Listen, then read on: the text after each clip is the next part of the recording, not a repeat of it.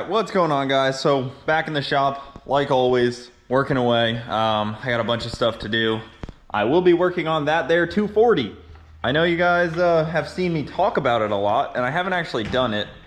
It definitely is tough to get the motivation to work on a car that I've never driven. It's really weird. Like it's hard to get motivation to work on this car because one, there's like no drift events coming up. Two, the closest place to go test to drift is like 45 minutes from me, and they don't host that many events. So it's kind of tough to get the motivation to work on a drift car when I got a really awesome drag car, but I'm gonna keep chugging away at it.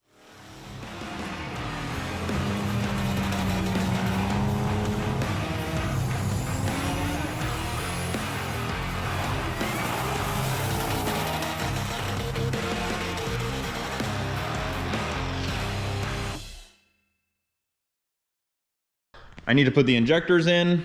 I got this box from Motion Raceworks here that we're gonna open up. This should be fuel system stuff. And then I'm probably gonna refix up the seat. I don't know if all that will be done tonight, probably today and tomorrow morning. But let's get to cutting open a box here from the old Motion Raceworks. I'll put my safety glasses on. Oh, that's why I did it, because I'm using a freaking razor blade. All right, let's see what we got in here.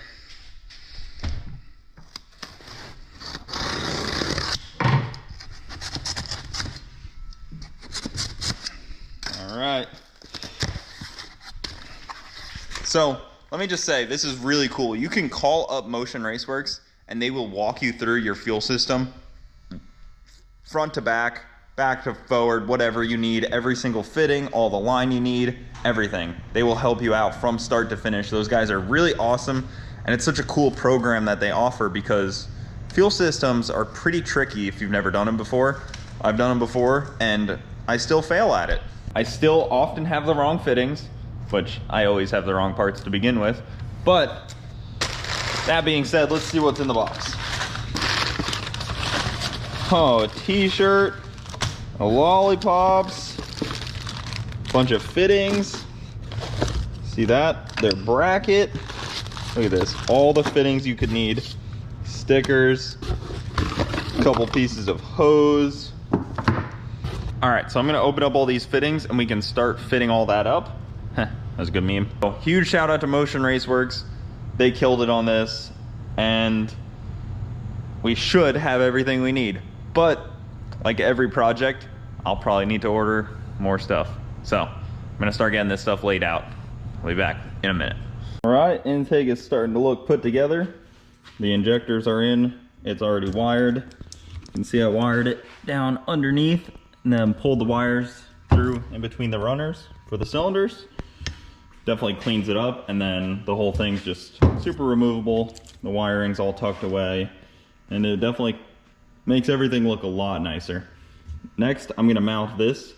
The way that the Motion Raceworks kit has it is it kind of mounts to like right there off of the front timing cover. But you guys know how I am about things, and I really enjoy my stuff to look completely different than most people's. So I'm gonna go above and beyond, probably make my own mount, just out of pure complication for my life, because why not overcomplicate things?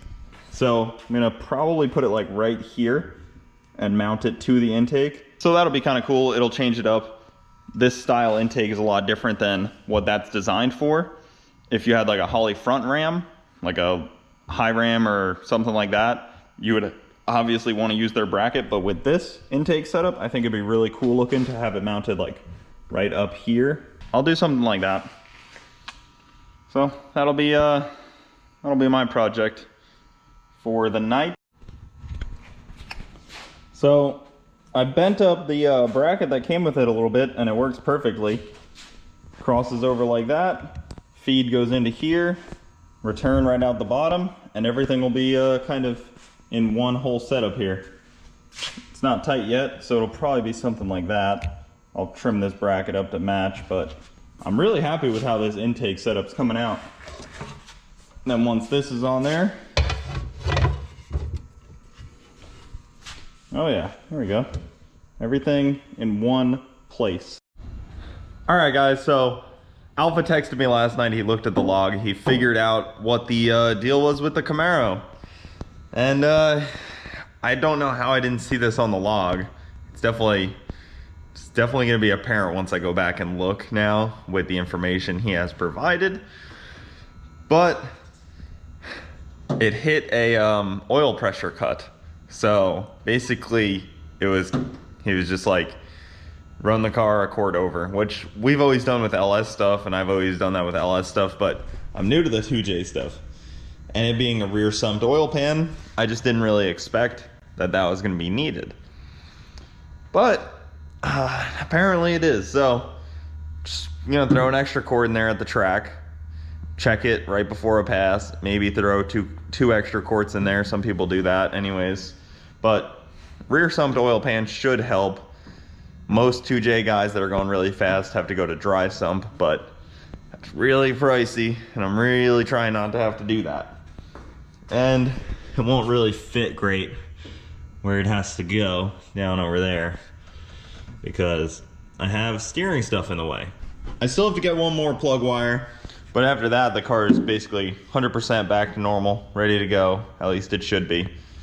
So that's simple, pretty simple, stupid little deal, but that's what happens. The only way that we really ran into this problem, that we didn't run into it at FL2K, is because the car is 60 footing like 2/10 faster now than it was at FL2K. So that's pretty solid for knowing that we're gonna go a lot faster than that. But hopefully we're not dealing with this oiling issue anymore. Regardless, simple fix, put some more oil in it and run it again this week. We'll see what it does. So hell yeah, I'm pretty pumped about that. That's super simple. I'm gonna go back at the logs and see if I can figure that out for myself so that I know for the future, because obviously you don't wanna have to rely on your tuner for every little thing like that. You'd like to be able to, read your own logs and see what your car is doing. So that's the goal. Figure that out. But I'm gonna try not to work on the Camaro today as much as I want to. I'm gonna do some stuff on this here Nissan. Let's get this thing rolling. The seat needs to be remounted.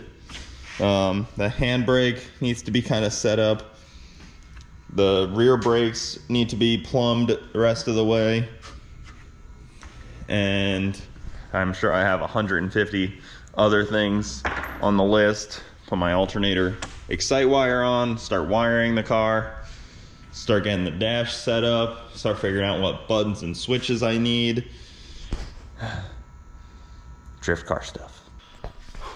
All right, so it's been a little while since I've updated you guys on what I'm doing today, so I've spent the last couple hours here just kind of chugging away, getting this car wired up a little bit. I got like the main staple wires, I would like to call them, done. Like I got a ground off the head here to the chassis. Here's the alternator wires over here, got the excite wire, and then the power wire for it that'll go into the car. Already goes through the firewall here. Then this is the alternator wiring. In the car, I started to lay out the main wire that comes up from the battery to the back. Then the ECU power wire, I ran it to the back. Then I'm just kind of laying out which stuff needs to go where. Trying to get a good game plan on that so I can hopefully order the correct wiring stuff that I need. I have this switch panel from when I first did the Camaro that we decided to ditch. Probably wire that in. Super easy to wire. It's got everything I really need and more. I got my ground setup right here. Over here's kind of my cluster of wires and hoses and lines and stuff like that. That all kind of tucks away. Put it up against the firewall here, some of it. Drilled some holes, zip tied it there. Starting to chug away on the wiring. The wiring stuff is such a big pain in the keister that I wanted to try to get some of it done early, like right now, before the rest of the small sensor wiring and stuff like that has to be done. Because at least once I get like the staple wires done, it'll be pretty easy to just kind of finish up the rest. So to proceed with my wiring for tonight, I decided to make this little guy right here. I just bent this piece of aluminum, shaved down the edges a little bit, and then I'm going to put the MSD solid state relay off of here, a ground junction right here, and then some relays down here at the bottom, and then show you guys where we're mounting that up. So that's gonna go right to here. It's just gonna bolt to that, and then everything's gonna be right there, right next to the ECU. It'll be nice and simple. All the wiring comes in through the firewall right here, so it'll be able to go right to the relays, all that fun stuff. It'll be super convenient, everything in the same spot, and then once the dash is back in, it will hide it all. So, I'm gonna mount up that stuff, keep checking things off the list. I'm gonna get to work on that.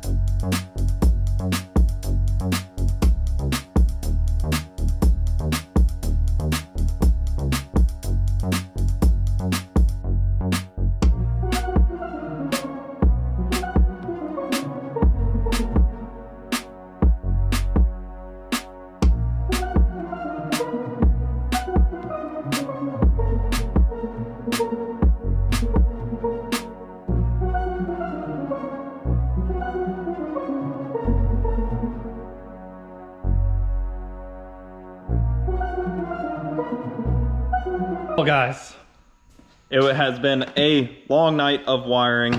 Wiring is that weird thing where you can do a lot of time into it and it still look basically the same. But that's the goal with wiring, is to make it extremely hidden. So I laid out the wires right here for the fans and the radiator setup. And then all of this goes in through one hole on the firewall. I got my ground. This is for the O2, so that's gonna go down that way. Then got some new dressing stuff coming for this motor, so that's gonna look real nice. It's Italian dressing.